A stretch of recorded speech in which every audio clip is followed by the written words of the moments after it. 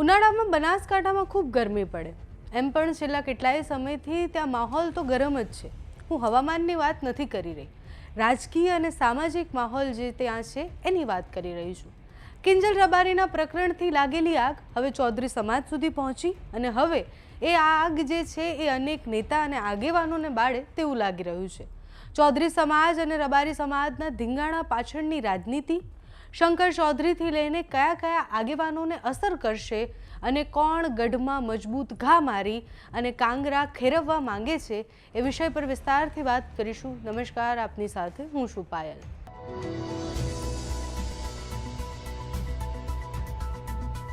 ઊન ગામે ચૌધરી સમાજ અને રબારી સમાજ વચ્ચે ઘર્ષણ થયું. બાદમાં પોલીસે આરોપીઓ સામે ફરિયાદ કરી અને એમાં પણ બધા જ ચૌધરી આગેવાનો હતા. થોડું પાછળ જઈએ તો રૂણી ગામમાં ચૌધરી સમાજનું જે સંમેલન થયું એ સભા દરમિયાન ઉગ્ર ભાષણ આપવામાં આવ્યા. કંકુ ચૌધરીને પાછા લાવવાની વાત કરવામાં આવી. આગેવાનો જે કહી રહ્યા હતા એ માત્ર રબારી સમાજ માટે નહોતું.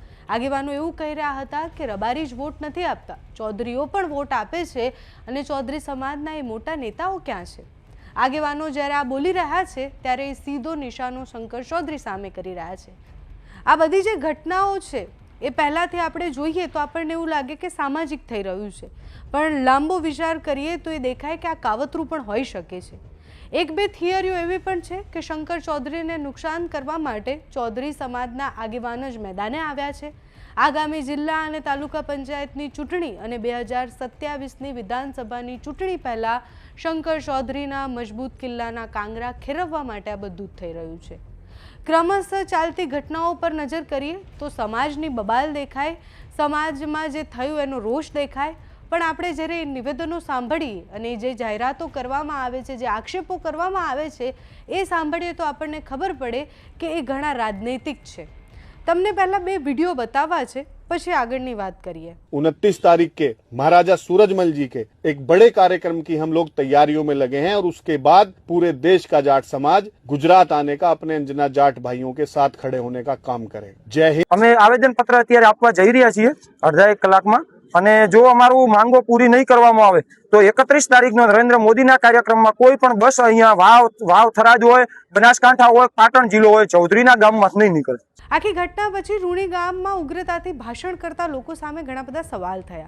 એક થિયરી એ પણ સામે આવી કે ચૌધરી સમાજના એક આગેવાન અર્બુદા સેના સાથે રહી અને પહેલેથી નક્કી કરી અને આ સંમેલન કર્યું, ઉગ્ર ભાષણો આપ્યા, અમુક યુવાનોને હાથે કરી અને ઊન ગામમાં લઈ ગયા, ઘર્ષણ થયું અને એમાં પણ ચૌધરી સમાજના આગેવાનો જેલ ગયા.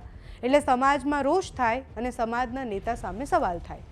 થોડા સમીકરણ પર આવીએ તો બનાસકાંઠામાં પાટણ, વડગામ, કાંકરેજ, પાલનપુર, દાતા, ડીસા, ધાનેરા આટલી વિધાનસભા છે, જેમાં પાલનપુર અને ડીસામાં ભાજપ છે, કાંકરેજ, વડગામ અને દાતામાં કોંગ્રેસ છે, ધાનેરામાં અપક્ષ છે અને હમણાં બનેલો નવો જિલ્લો એટલે વાવ થરાદ જે અલગ થયા એમાં થરાદ શંકર ચૌધરીનો ગઢ ગણાય છે અને વાવમાં ભાજપ હમણાં જીત્યા.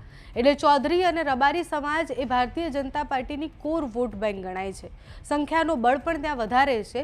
એટલે જ શંકર ચૌધરી સામે સમાજના લોકો આવે તો ત્યાં ઘણા બધા સમીકરણો એ વિખાઈ શકે છે, બીજા પક્ષને એનો ફાયદો થઈ શકે છે અને શંકર ચૌધરીનું કદ પણ નાનું થઈ શકે.